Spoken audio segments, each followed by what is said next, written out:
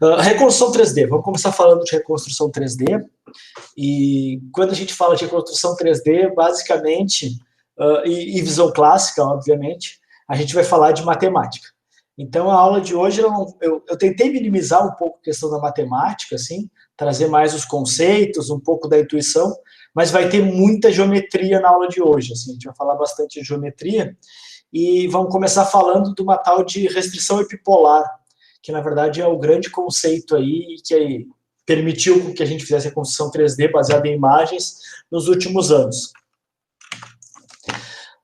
A gente vai falar aqui na disciplina do negócio chamado Geometria em Duas Vistas, ou Two-View Geometry, e que ela é o coração, então, do que a gente chama de geometria bipolar, e também do que a gente vai chamar de estimativa de profundidade estéreo, certo? Que é recuperar a distância, então, a partir de duas imagens. Mas a gente pode fazer isso a partir de múltiplas vistas, N vistas e etc. Então, esse livro aqui é clássico, o livro do Hartley Zisserman.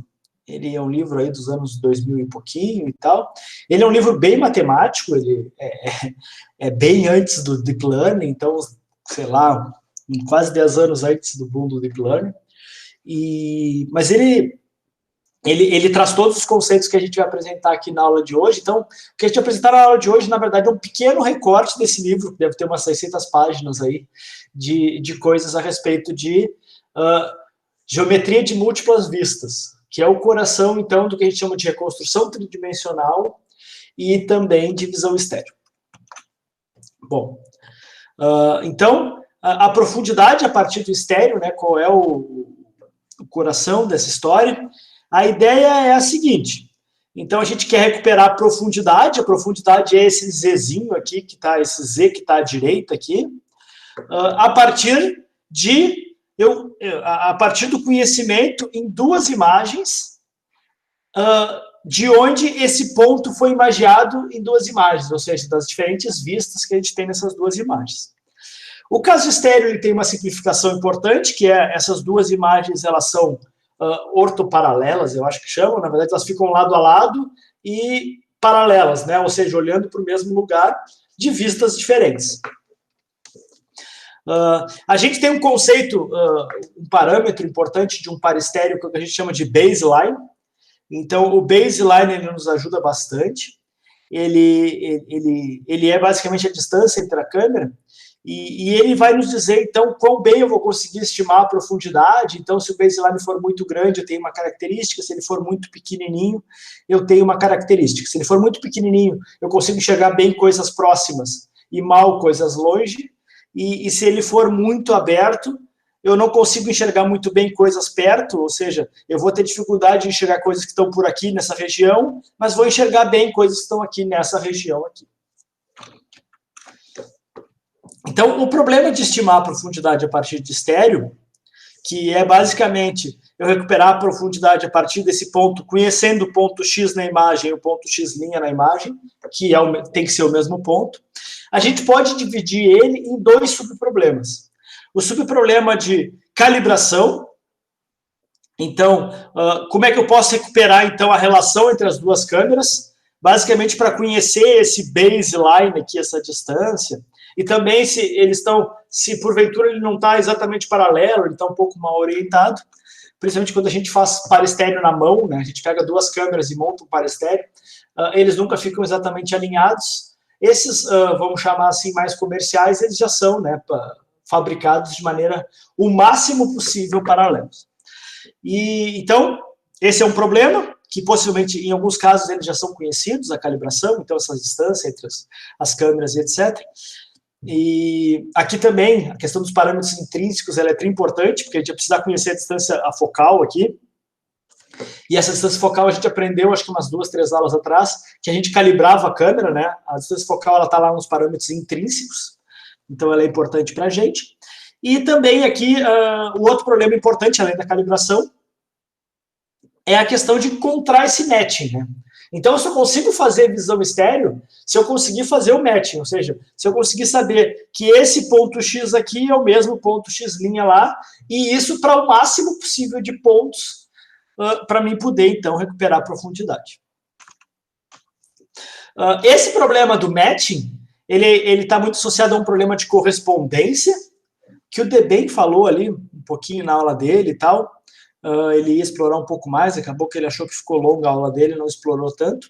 Mas é um problema que eu vou recuperar aqui, que é o problema de eu tenho uma imagem, eu identifico um ponto numa imagem e eu tenho outra imagem que tem pontos ali também, e eu quero saber onde fica aquele mesmo ponto que eu identifiquei na primeira.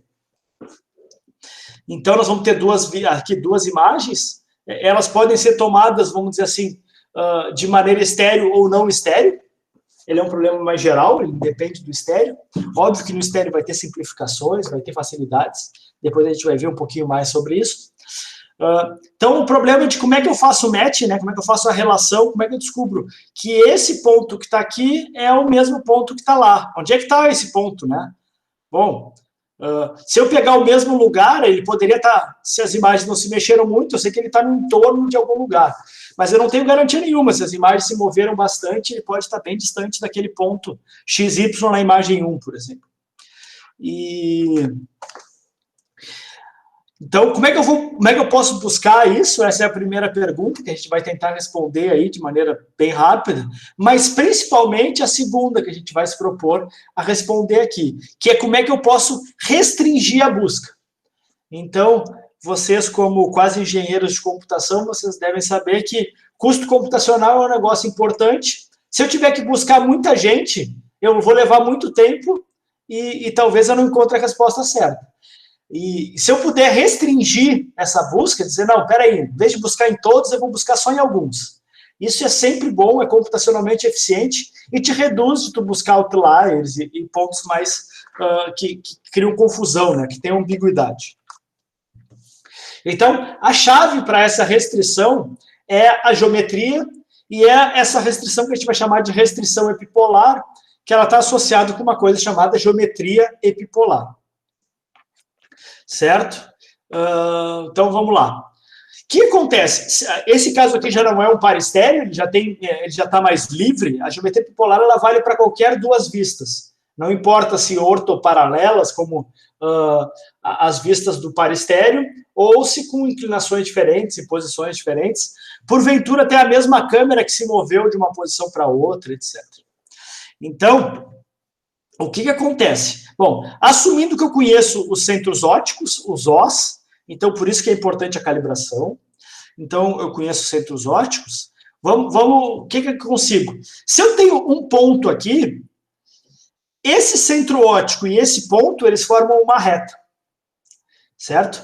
E necessariamente, o ponto que eu estou interessado no mundo, esse aqui, por exemplo, esse ponto que eu estou interessado no mundo, ele pertence a essa reta, que liga o centro óptico, o ponto X e o ponto X lá.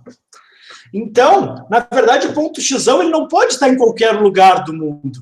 Ele tem que estar em cima dessa reta. Isso já é naturalmente uma restrição. Se a gente imaginar que existe uma reta que liga os dois centros ópticos, com duas retas, ou com dois vetores, como vocês quiserem ver, o que a gente forma quando a gente tem dois vetores? A gente forma um plano.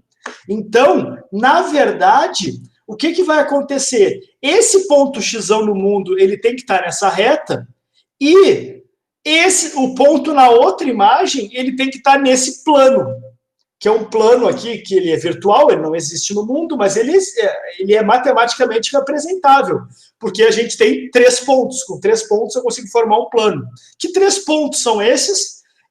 Os centros ópticos e o xizinho aqui. E, obviamente, tanto o ponto aqui na outra imagem, né, onde é que está o outro ponto na outra imagem, quanto o ponto lá no mundo, que eu vou querer descobrir para fazer reconstrução 3D, saber onde que ele está no mundo, também caem nesse plano. Então, a geometria epipolar, essa restrição epipolar, ela é muito importante para restringir a busca. Então, se eu quiser buscar esse ponto X aqui, eu sei que ele pode estar em cima dessa reta aqui, ele pode ser qualquer um desses pontos. Bom, aqui tem algumas coisas importantes que a gente vai chamar de epipolo e linha epipolar. Então, a gente tem o plano epipolar, que é esse aqui que eu falei para vocês, que liga o ponto no mundo e os dois centros ópticos. O ponto no mundo eu posso não conhecer, mas esse ponto aqui eu conheço. Então, com esses 3 pontos, eu já consigo formar um plano. Eu tenho o epipolo, que é o ponto onde a ligação entre os centros ópticos ela se conecta com o plano imagem, onde ela fura o plano imagem. No caso estéreo, vocês já estão imaginando que esse epipolo, na verdade, ele não está, ele não fura o plano imagem, ele está por trás do plano imagem, né?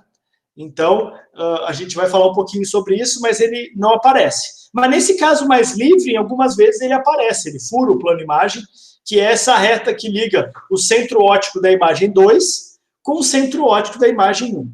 E essa aqui é a linha epipolar. A linha epipolar é que liga o epipolo até o ponto que eu detectei aqui.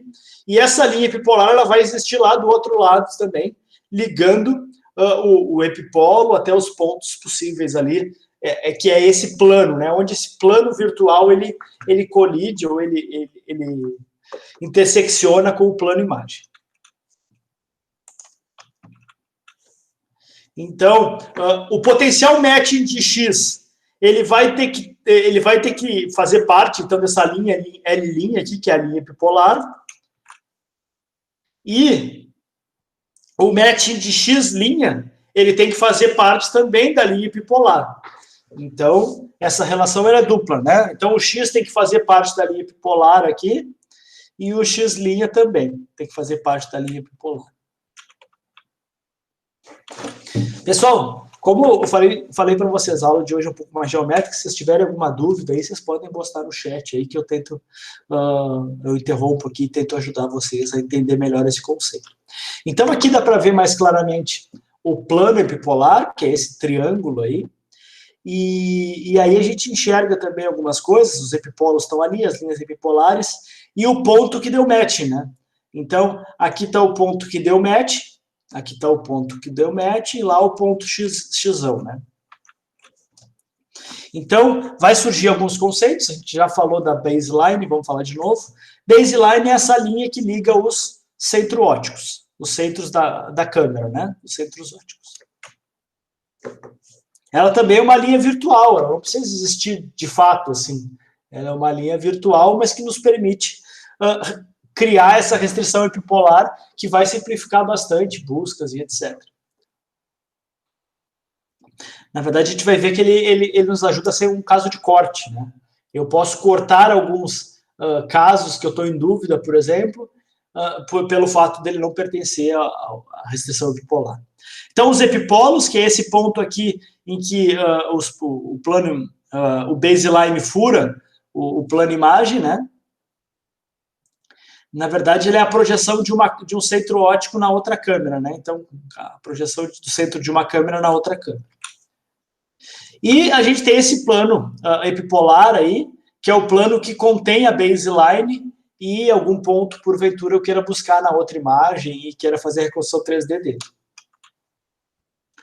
E a gente tem, então, as linhas epipolares, que são essas linhas em vermelho aqui, e que são a intersecção, então, dos epipolos, né, com os pontos que eu estou interessado.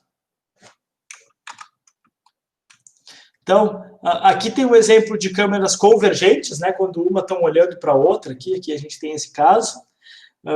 A gente consegue ver aqui o match, né, o match desse cara com esse cara, e o epipolo aqui, a linha epipolar, desculpa, aqui as linhas epipolares, a gente tem todas as linhas epipolares. O epipolo específico, nessa imagem aqui, embora no desenho ele apareça, na figura aqui ele não aparece, não temos o epipolo aqui cruzando no plano imagem, ele acaba cruzando fora, mas as linhas epipolares continuam existindo, né? Vocês podem ver que elas são convergentes aqui, o epipolo está fora da imagem. Aqui o exemplo, então, também de imagens, essas aqui, no caso, imagens com planos paralelos, então, de fato, imagens estéreo. O epipolo está lá no infinito. No caso anterior, ele não está no infinito, mas ele não tá no plano imagem, né? O plano imagem é pequenininho o suficiente para ele não conseguir cruzar e tu não enxergar ele na imagem, onde é que está o epipolo. Mas, nesse caso aqui, ele está no infinito, na verdade, porque elas duas são paralelas. Mas tu pode ver, por exemplo, que esse pedaço aqui de cima da janela, que está nessa linha, ele também está nessa linha aqui. Bom, e se a gente tiver um movimento para trás e para frente, por exemplo, uma câmera fixada num carro, olhando para frente, por exemplo, num carro autônomo ou até num carro doméstico, aí, onde é que vai estar o epipolo? Então, como é que essas linhas epipolares elas vão se parecer? De fato, elas vão ter um comportamento que é mais ou menos isso aqui, né? A gente vai ver o epipolo vai estar na imagem, e eu vou ter várias linhas, então, cruzando esse epipolo. Todas as linhas epipolares, elas cruzam o epipolo, e como ele está no domínio da imagem, como ele aparece no plano imagem, a gente consegue ver aqui. Então, aqui tem um corredor de Oxford, aqui bem clássico, eu acho que essa imagem é do livro do Zisserman lá. Mas, bom, aqui vocês podem ver como é que funciona, né? Então, eu tenho a câmera indo para frente, e o epipolo, então, que é a linha que liga os dois centros ópticos, ela, de fato, cruza quase que no meio da imagem aqui, né? Como vocês estão olhando aqui. Então, vamos lá, então. Vamos falar um pouco dessa geometria epipolar, como é que ela é, de fato, como é que a gente calcula, para que ela serve, como é que a gente usa ela a nosso favor, né? Então, a gente vai falar de dois casos. O caso mais simples é o que a gente chama do caso calibrado. No caso onde eu conheço perfeitamente os parâmetros intrínsecos. A gente viu isso na aula de calibração, depois vocês fizeram o trabalhinho de calibração, e então eu conheço os parâmetros intrínsecos, que é aquela matriz K. A gente falou bastante daquela matriz K, né, pessoal? Então, a gente falou bastante na aula ali sobre a matriz K. Então, era mais ou menos isso. E aí, essa matriz K, se eu conhecer ela, então eu posso gerar o que eu vou chamar de um ponto homogêneo, certo? Esse ponto aqui, X chapéu aqui, que na verdade é o ponto X no domínio da imagem lá, o ponto que eu conheço, multiplicado pela inversa da matriz K, certo? Então, a matriz K ela é inversível, eu consigo inverter ela, e esse ponto X linha, X chapéu aqui, ele tem uma relação direta com o ponto 3D a menos de um fator de multiplicação, fator de escala. E eu faço isso, então, para os dois pontos, né, o ponto X e o ponto XY. Vale lembrar que o nosso objetivo aqui é, agora eu conheço um conjunto de pontos, que eu sei o matching, e a partir desse matching eu quero reconstruir, então, essa minha geometria epipolar, essa restrição epipolar. A gente vai ver como é que a gente representa isso. Então, basicamente, para o caso calibrado, a gente multiplica os pontos aqui pela matriz K-1. E a gente, bom, vai existir, então, uma rotação e translação que vai relacionar o ponto X chapéu com o ponto X chapéu linha. Certo? Na verdade, quando eu multiplico pelo K, o que eu faço é pegar o ponto no mundo 2D e jogar ele para um 3D virtual, né, como se ele fosse em cima do plano imagem, um plano imagem existindo no mundo, e aí, para mim sair de um para outro, que eu preciso de uma rotação e uma translação. E essa rotação e translação, a gente... Então, essa rotação e translação aqui, então, tem uma translação e temos também uma rotação. Esse ponto X, chapéu, linha aqui, é o ponto que me interessa, né, os pontos que eu vou utilizar. E aí, eu vou ter uma relação... Bom, se eu tenho que X chapéu é igual a rotação vezes o X chapéu linha mais a translação. Ou seja, eu consigo converter de um para outro. Só que agora, se eu fizer um algebrismo aqui, se eu jogar um para o outro lado, vamos dizer assim, esse aqui está somando, vai passar para o outro lado, entre aspas, dividindo, na verdade eu vou fazer o cross product dele, então eu consigo dizer que essa relação aqui é igual a zero. E quando, na verdade, esses caras aqui, tanto o X chapéu quanto o R X chapéu linha e o T, eles são todos coplanares, eles existem no mesmo plano. Então, na verdade, o que a gente vai fazer, então... Opa, vamos achar aqui. Eu vou representar isso como uma matriz E. Eu vou dizer que existe uma matriz E que, multiplicando esses dois, é igual a zero. Onde essa matriz E aqui é a matriz que multiplica a translação em formato de cross product, aqui em formato cruzado, multiplicado pelo R. É só um algebrismo, isso aqui a gente era para estudar em algo, eu acho. E, no fim das contas, que a gente vai ter essa matriz E, essa matriz essencial. Essa matriz essencial que relaciona um ponto na imagem 1 com um ponto na imagem 2, dado aquele plano ali, o plano epipolar. Ela representa esse plano epipolar. Essa matriz ela foi proposta pelo Loguet-Hicks em 81, então já faz bastante tempo. E então, essa matriz aqui, então, o T é o que a gente chama de esquiva simétrica dela. Então, a gente faz esse algebrismo para poder representar a matriz E, mas a matriz E é uma matriz 3x3, porque os pontos aqui, eles são pontos bidimensionais, mas com a coordenada homogênea, eles viram pontos 3x1, né? São x, y e a coordenada homogênea. Então, se eu pegar o E e multiplicar pelo x', o que eu vou ter é a linha epipolar, essa linha L aqui, certo? E se eu fizer o contrário, né, pegar a matriz E transposta multiplicado pelo x, eu vou ter a outra linha epipolar, que é aquela lá. Essa linha epipolar ela vai me ajudar a saber se aquele ponto ele foi bem ou mal estimado. Essa é a ideia. E se eu multiplicar a matriz E pelos epipolos ali, isso vai dar igual a zero, porque eles fazem parte do mesmo plano, vamos dizer assim. Isso tudo é álgebra linear, pessoal. A matriz E é uma matriz singular e ela tem rank 2. Embora ela seja uma matriz 3x3, ela tem rank 2, ou seja, ela tem 2 graus de liberdade, vamos chamar assim. Desculpa, a matriz ela tem rank 2 e 5 graus de liberdade. Esses 5 graus de liberdade, eles equivalem aos 3 graus de rotação, né, na verdade, porque ela é uma matriz que representa rotação, está aqui, né? Rotação e translação. Então, ela tem 2 rotações, 2 translação, ela translada só nesse plano, né? E porque a gente tem ela a menos de uma escala, então é só 2 rotações. E eu tenho as 3 rotações, os três ângulos de Euler, vamos chamar assim, que seja possível de representar essa rotação. Então, ela tem 5 graus de liberdade.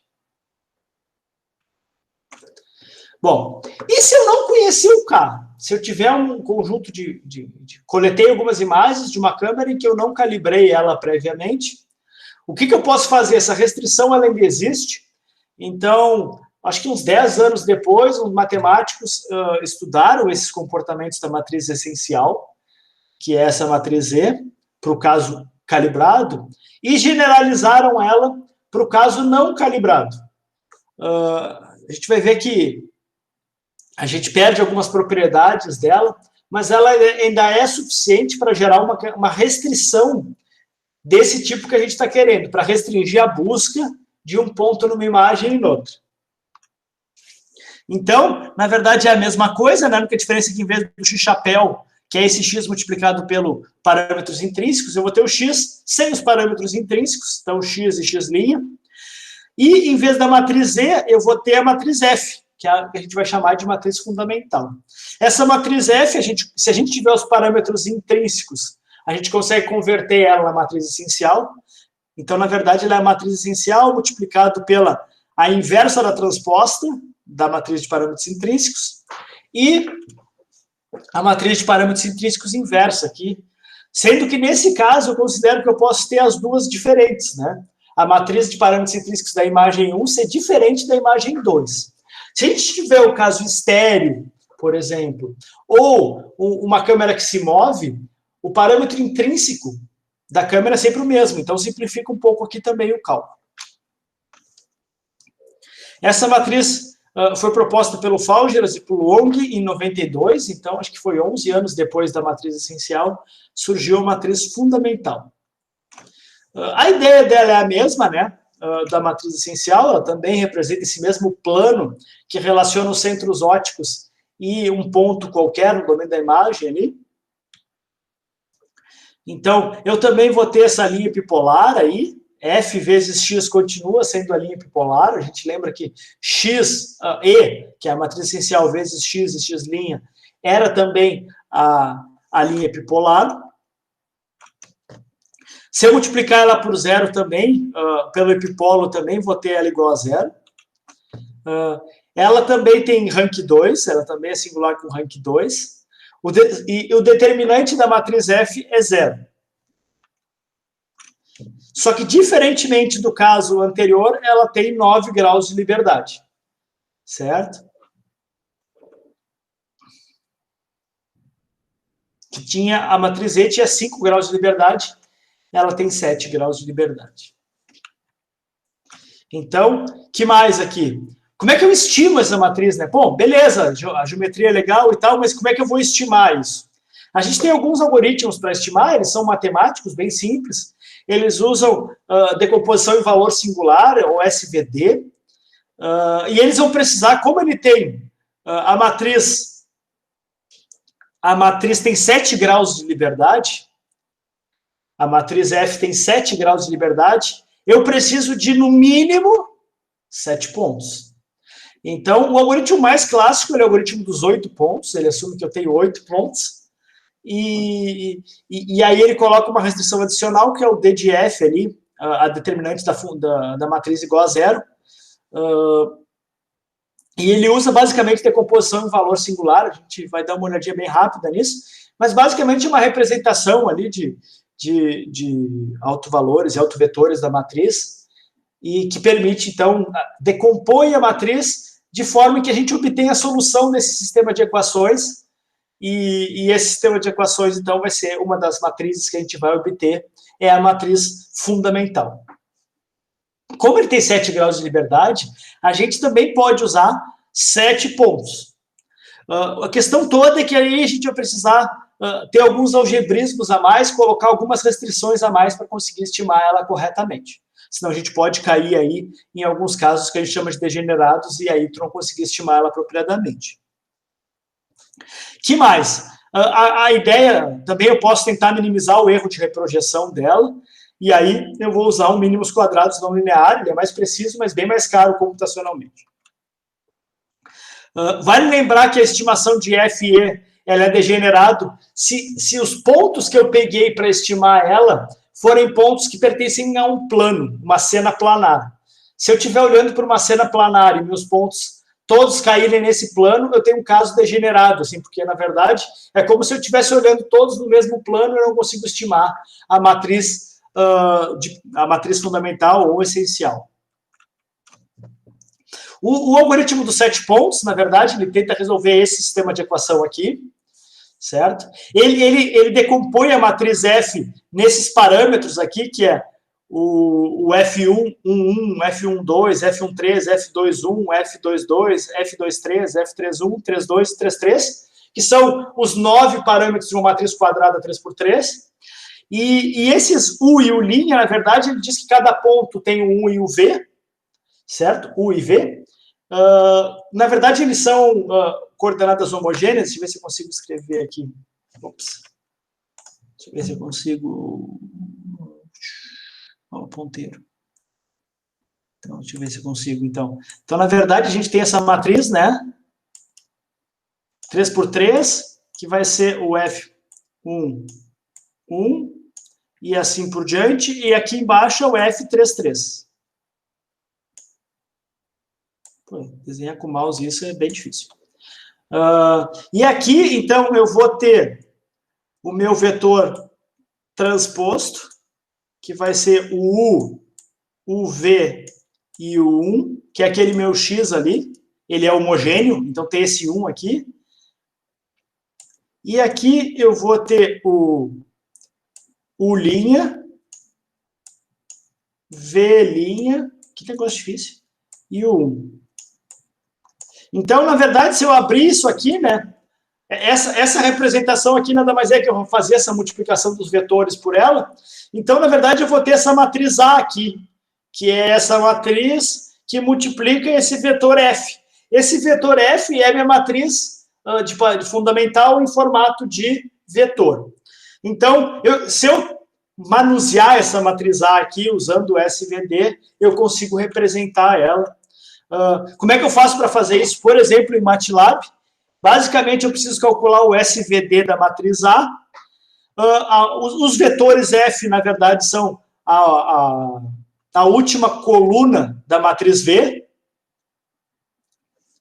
onde eu decompus a matriz A aqui com SVD, então SV, o SV, ele chama assim, mas é o SVD, ele gera essas três matrizes, a matriz U, a matriz S e a matriz V, cada uma delas tem uma propriedade, uma é diagonal, a outra é determinante 1, é uma decomposição bem clássica aí de álgebra linear.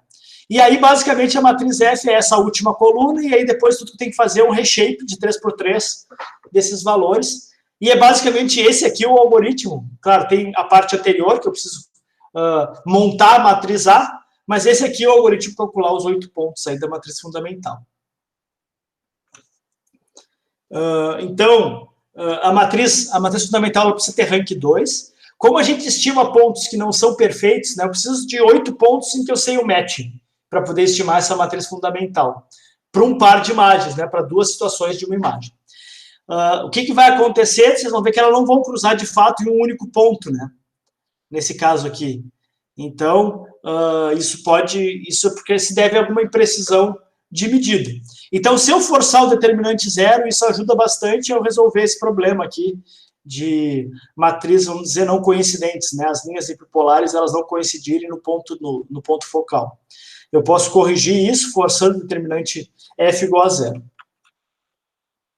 E aí, nesse caso, então, na verdade, eu tenho o algoritmo dos 8 pontos, e eu tenho uma última restrição aqui, que é eu forçar o algoritmo para ter determinante zero.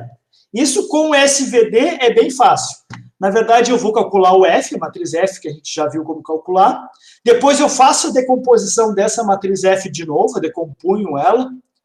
E aí, quando eu decompunho ela, basicamente, para garantir o determinante zero, eu preciso garantir que o S na posição 3,3, ele vai ser igual a zero. E aí, basicamente, depois eu multiplico o S e o V', que é a maneira com que a decomposição SVD decompõe a matriz F, e aí eu vou obter o F agora forçando o determinante, igual a zero.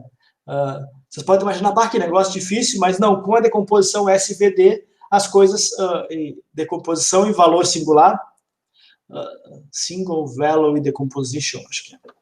E, então, fica bem fácil de fazer.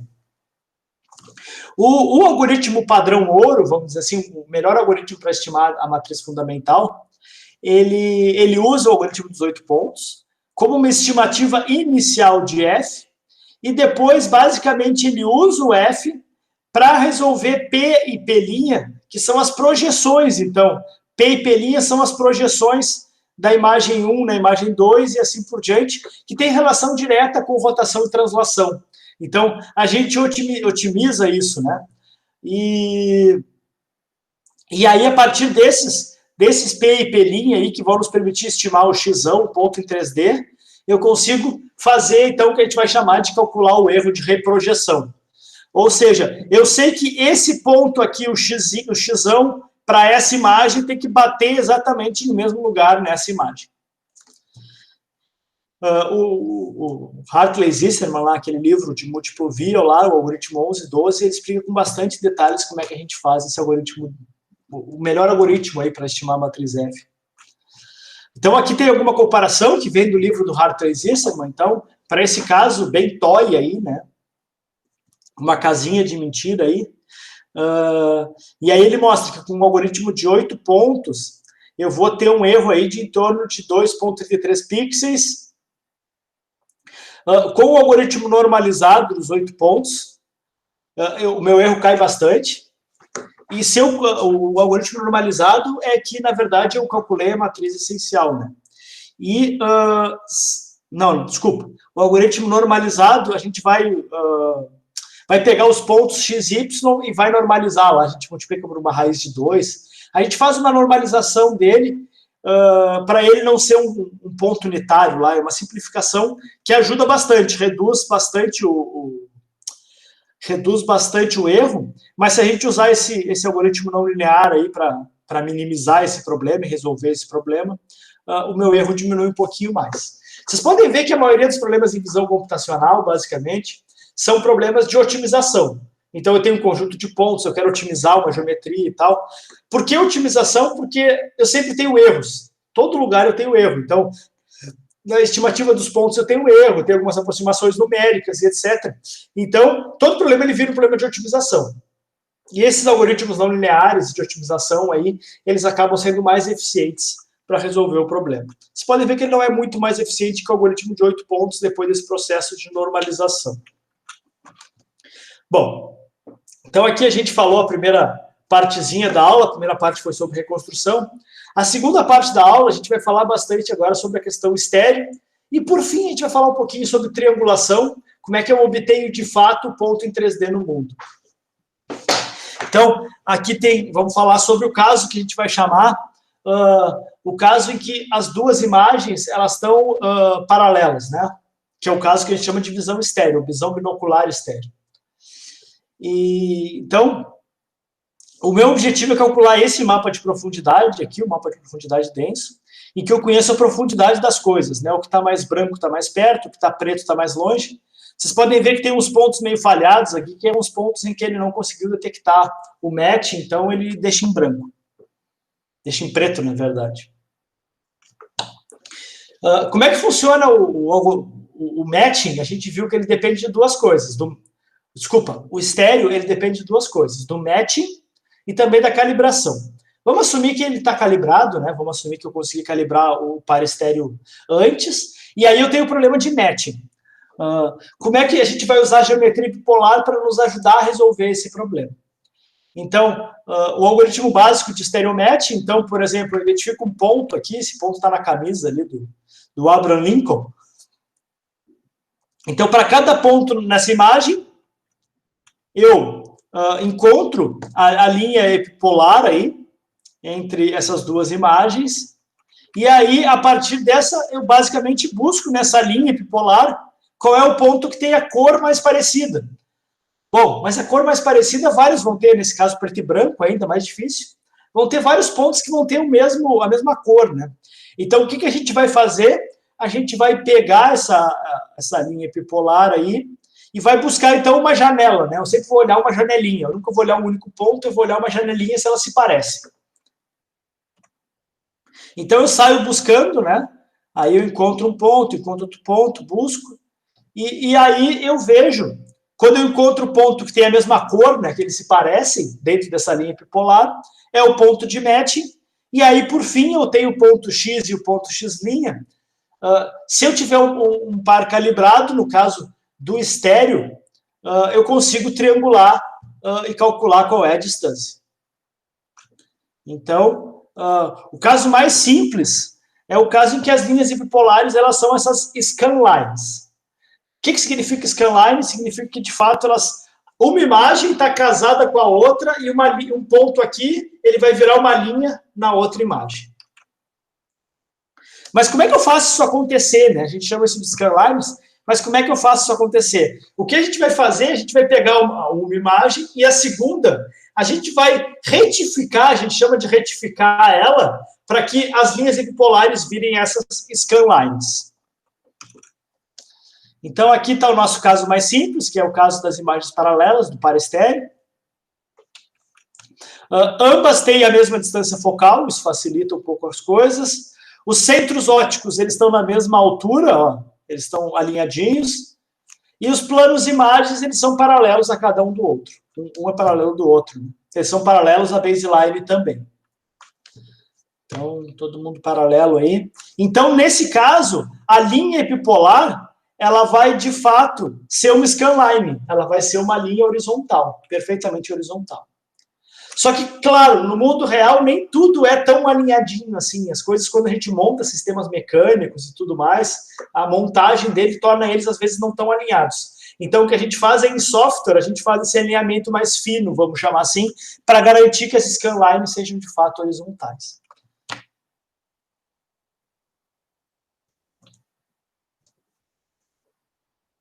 Então, tá. Então, aqui tem o mesmo caso, né, a restrição epipolar e tudo mais, só que nesse caso, a matriz essencial, ela é muito simples, porque eu não tenho rotação entre os dois, e a única translação que eu tenho é esse T aqui, que é a baseline, né? A única translação que eu tenho é o T, que é a baseline.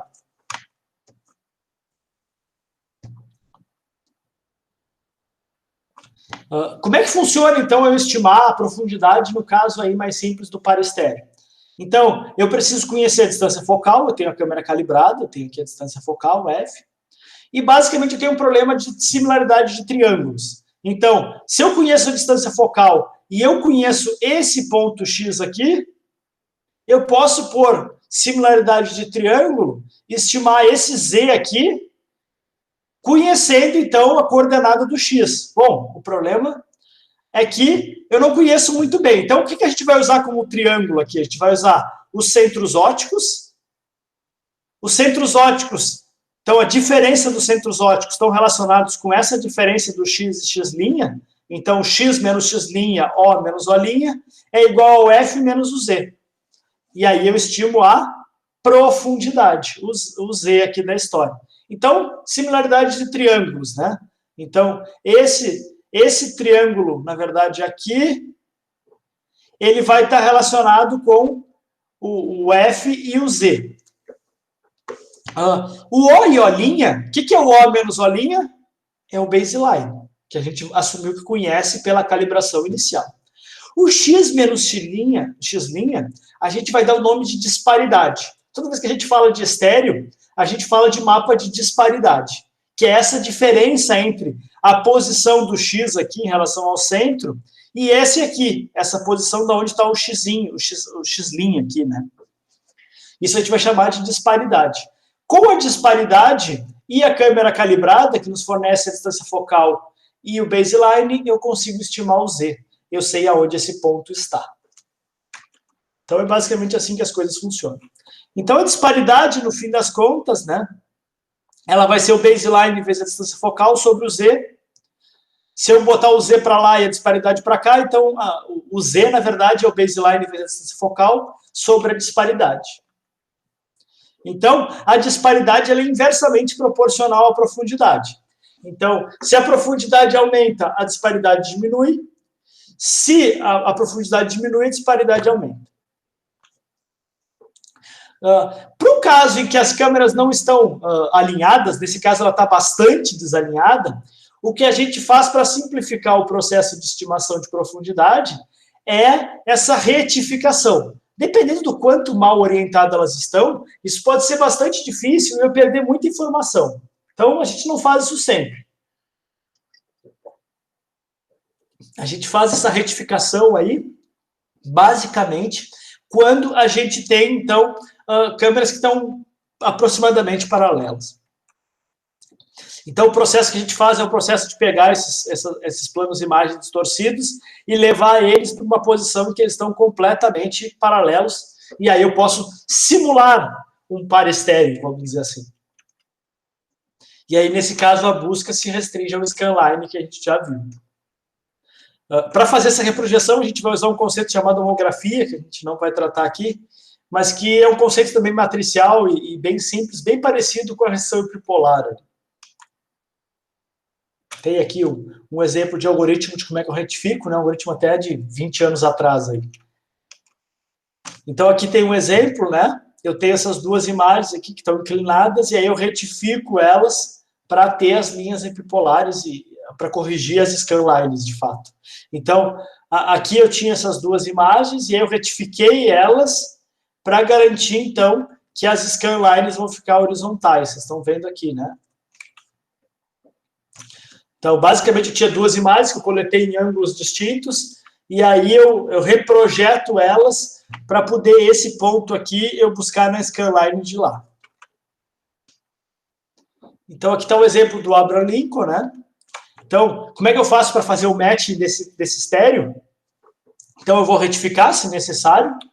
No caso do Abraham Lincoln, não é necessário. Eu pego um ponto e busco nessa linha. Então, saio buscando nessa linha até encontrar o que melhor dá. Quando eu encontro, eu consigo calcular quem? A disparidade. Então, eu calculo a disparidade, x menos x', e aí, a partir da distância focal e do baseline, eu consigo estimar a profundidade desse ponto. Certo? Bem Parece bem fácil, na verdade não era tão complicado assim. O problema se dá em fazer esse match, né? Porque em alguns pontos a gente não tem textura, então o Deben falou lá sobre pontos de interesse, né? Ele falou na aula dele, e é exatamente o mesmo problema aqui. Se eu tiver um ponto que é totalmente uma superfície plana, vai ficar difícil. Eu falei também disso quando eu falei de fluxo óptico. Se eu tiver, por exemplo, uma superfície muito plana, eu não consigo estimar o fluxo óptico, né? Se não tiver variação de cor ali, de textura, etc. Então, basicamente, a gente vai ter aí 2 algoritmos para calcular, bem simples. Existe um monte de algoritmos para fazer stereo matching, inclusive usando deep learning, etc., hoje em dia. Mas a moral da história é eu ter essas scanlines e aí eu saio buscando nessas scanlines e aí eu construo essa função custo aqui. E aí, basicamente, eu busco o menor custo aqui. Então, essa é a ideia. Eu vou, para cada janelinha, eu vou calculando um custo. Então, eu quero buscar esse ponto aqui, que é o ponto do pilar do prédio aqui.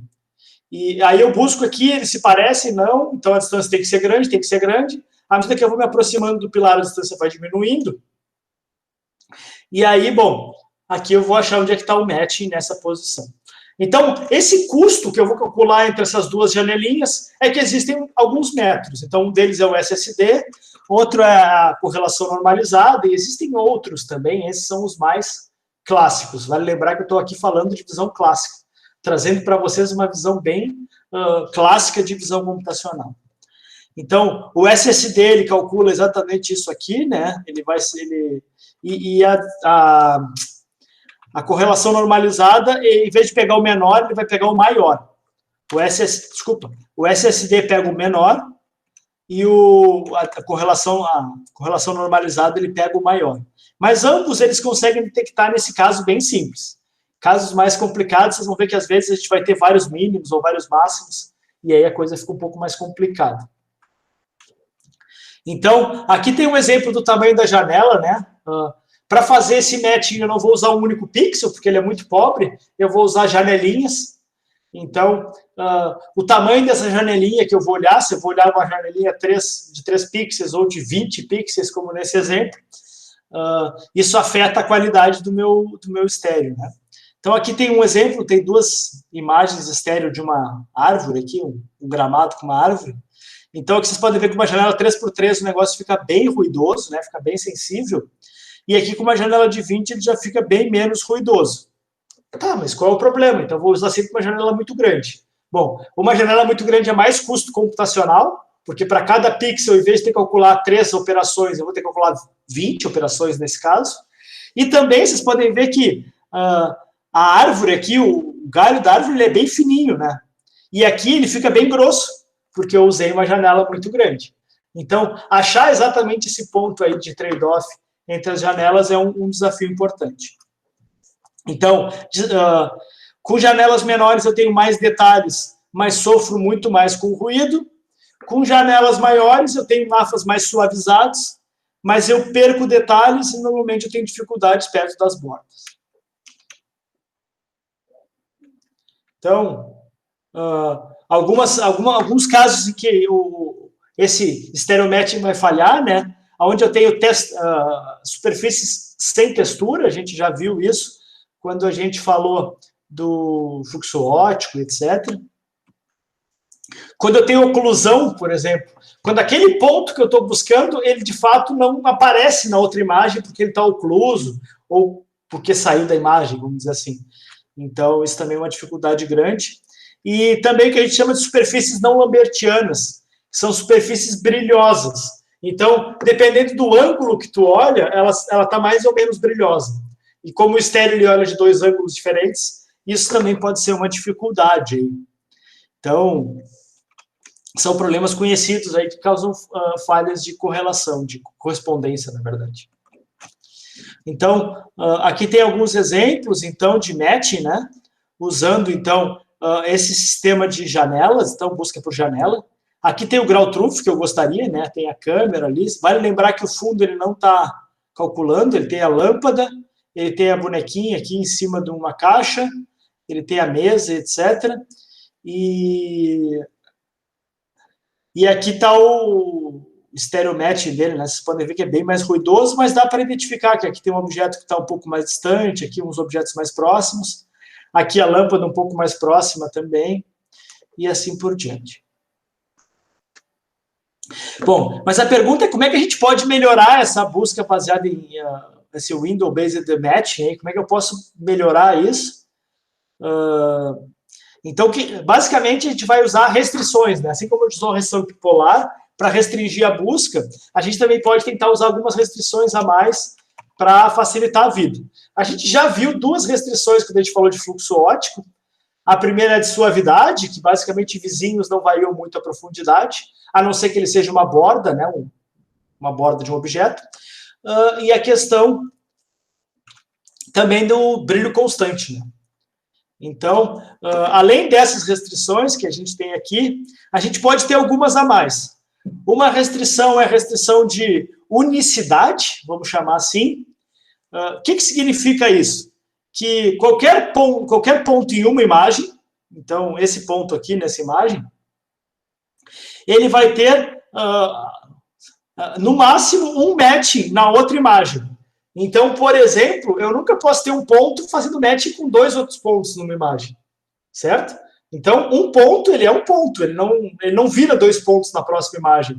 Então, por exemplo, quando eu faço aquelas scanlines, se eu já achei esse ponto nesse lugar aqui, eu não vou poder achar ele no mesmo lugar, para outro ponto. Então, um ponto, ele só existe em um lugar na outra imagem. Então, se eu já fiz matching desse com esse ponto não está mais livre para fazer matching. Agora eu vou precisar achar outro ponto. Então, isso é uma restrição que vai ajudar. A outra restrição que vai ajudar é a restrição de ordem. Ou seja, se o ponto A está à esquerda do ponto B na imagem 1, ele tem que continuar à esquerda do ponto 1 na imagem 2. Então, se eu tenho um ponto que está à esquerda de um ponto qualquer, ele vai continuar estando à esquerda desse ponto qualquer na outra imagem. Então, existe uma ordem, certo? A ordem se preserva. Então, essa também é uma restrição importante. Então, o C, o B e o A, eles nunca podem se inverter, né? Eu nunca posso ter esse negócio se virando. Então, por exemplo, aqui, vamos assumir que eu tenho um ponto D aqui, DBA, e aí eu tenho o CBD aqui. Ou seja, esses três pontos não são o mesmo, porque a ordem inverteu. Então, por mais que tenha um objeto aqui que esteja dificultando, né, gerando oclusão, dessa imagem enxergar o ponto A e dessa imagem enxergar o ponto C, eu sei que o ponto C e o ponto A, eles não são matching, por causa dessa questão de ordem. Essa restrição de ordem, ela vai nos ajudar. Então, que restrição a gente pode colocar adicional para facilitar o matching? Restrição de unicidade, um ponto só vai poder ser um ponto na outra imagem. Restrição de ordem, então um ponto, eles têm que manter a mesma ordem numa imagem e noutra.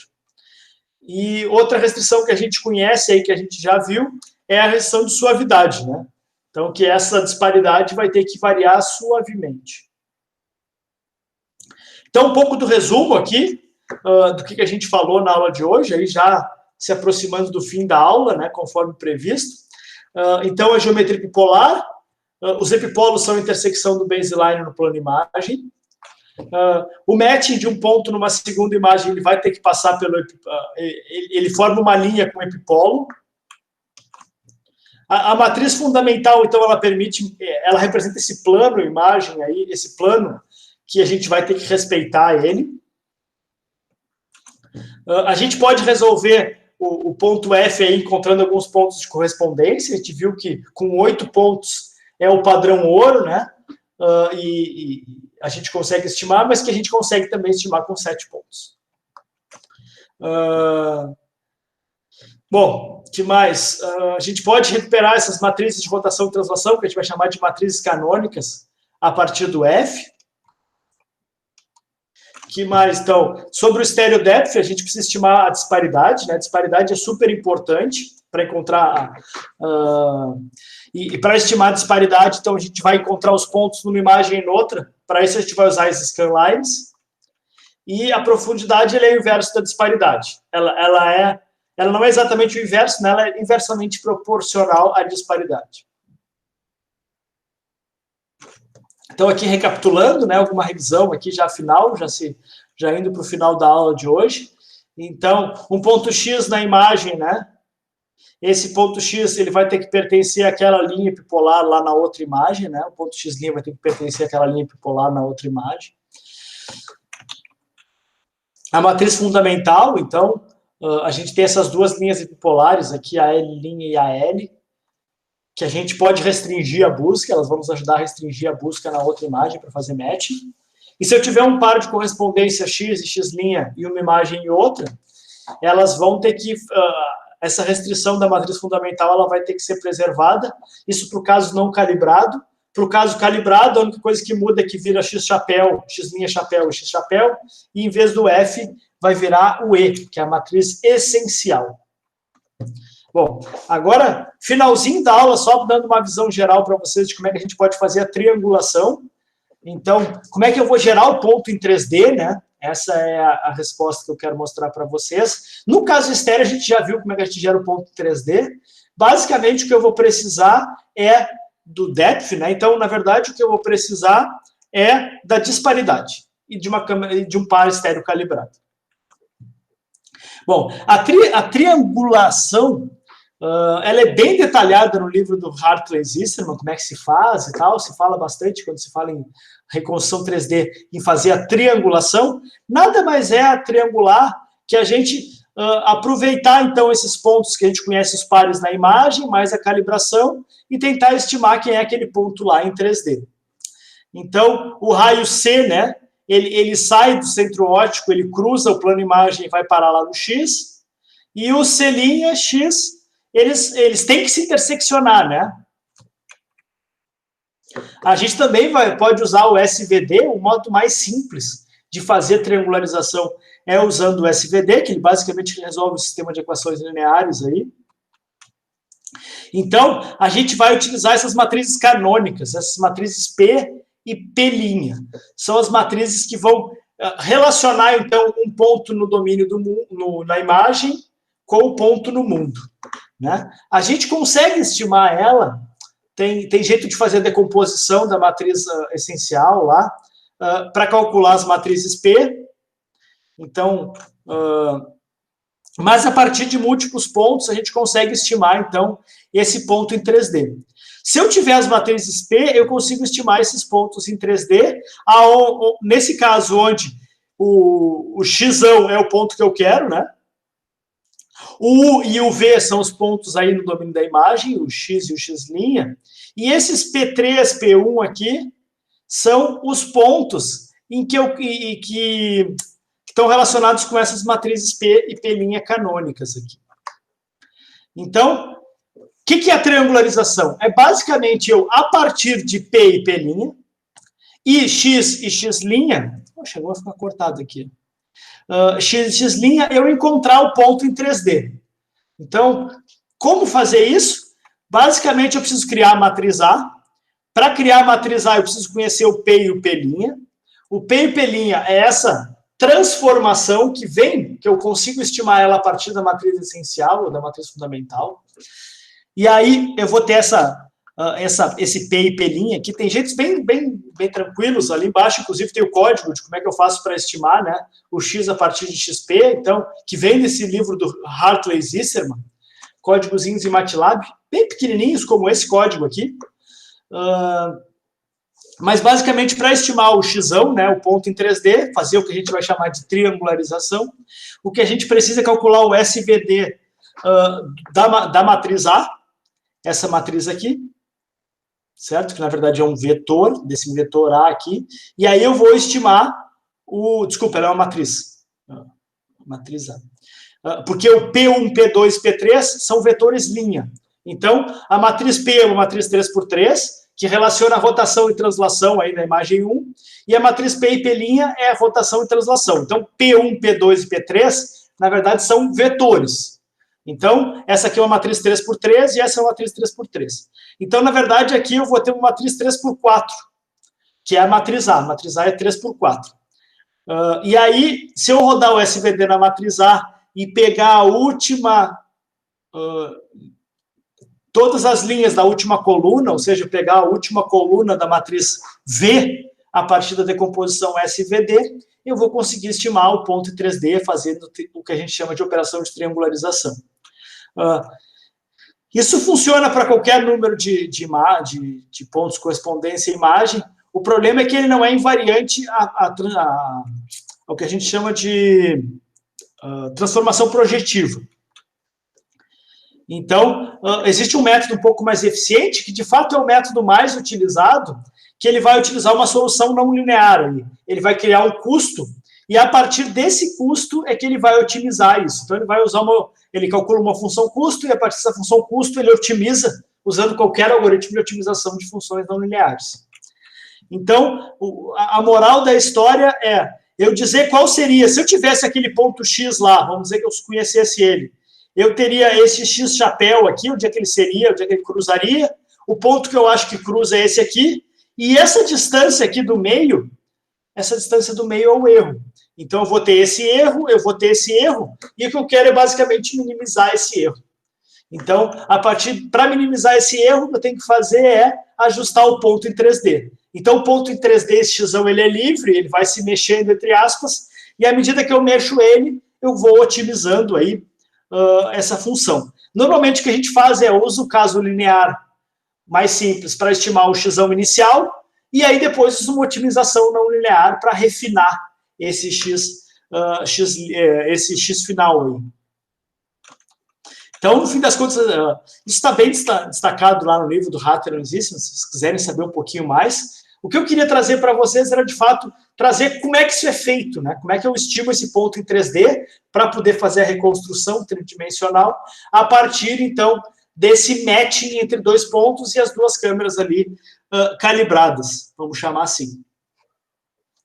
Então, basicamente, a gente vai utilizar essa função custo. Nesse caso aqui, a gente está usando as linhas epipolares para calcular esse custo. Então, eu nem calculo o custo de um e outro, eu calculo o custo da matriz em relação à linha epipolar, né, a distância entre ponto e linha. Essa distância entre ponto e linha, essa vai ser uma distância que vai me permitir fazer isso. Bom, de fato, o que a gente faz, né? Porque nesse caso eu assumo que eu conheço a posição da câmera, e aí eu otimizo basicamente o ponto em 3D a partir do matching. O caso melhor, na verdade, ele é muito lento, mas ele é o melhor, que gera uns resultados muito, muito bacanas, que é o que a gente chama de bundle adjustment. É o seguinte, eu assumo que tudo isso que eu fiz até esse momento, eles são chutes iniciais, e aí eu faço uma otimização combinada. Eu otimizo, então, a posição dos pontos no mundo, e dos pontos na imagem, desculpa, para estimar o ponto no mundo, e também otimizo a posição das câmeras. Eu vou ajustando a rotação e translação dela ali. Eu não assumo que a partir da matriz essencial está tudo lindo e maravilhoso, porque, na verdade, ela até funciona bem se eu tiver um matching perfeito, que, na verdade, a gente nunca tem um matching perfeito, a correlação entre dois pontos. Bom, então aí já se aproximando por fim, né, meu último slide, eu acho. Então, a partir de duas imagens, a gente pode recuperar a matriz F. A partir da matriz F, a gente obter essas matrizes P e P', que são essas matrizes de rotação e translação, aí, basicamente. E a partir disso, estimar o ponto 3D, usando caso simples, por exemplo. Ou eu posso usar um bundle adjustment, que assume que tudo isso é um chute inicial, e aí eu otimizo todo mundo de maneira conjunta. Para uma câmera se mexendo, né, para uma câmera... no caso, se eu tiver, por exemplo, mais de duas imagens, aí é a única parte que eu vou falar sobre isso, mas é uma dica de como é que isso funciona para mais de duas imagens. Eu vou inicializar sempre o F, o P e o X para duas imagens, eu faço isso par a par, e aí depois eu vou refinando, né? Eu vou me baseando no caso anterior, refino o próximo, e assim eu vou refinando e otimizando. Então, basicamente, essa coisa de reconstrução tridimensional, ela é fortemente calcada, né, em otimização. Inclusive, assim, os melhores algoritmos que surgiram aí ao longo dos tempos são algoritmos de otimização muito eficientes, que é, de fato, um pouco do que as redes neurais fazem, né? Então, as redes neurais, elas fazem a otimização muito eficientemente, e elas também são utilizadas para isso aqui, para aprender esses caras aqui. Então, aqui tem alguns papers clássicos que eu usei hoje, vocês podem ver que todos ali basicamente dos anos 90, alguns dos anos 80, mas a maioria dos anos 90. O livro do Hartley Zisman é de 2005, 2006, eu acho. E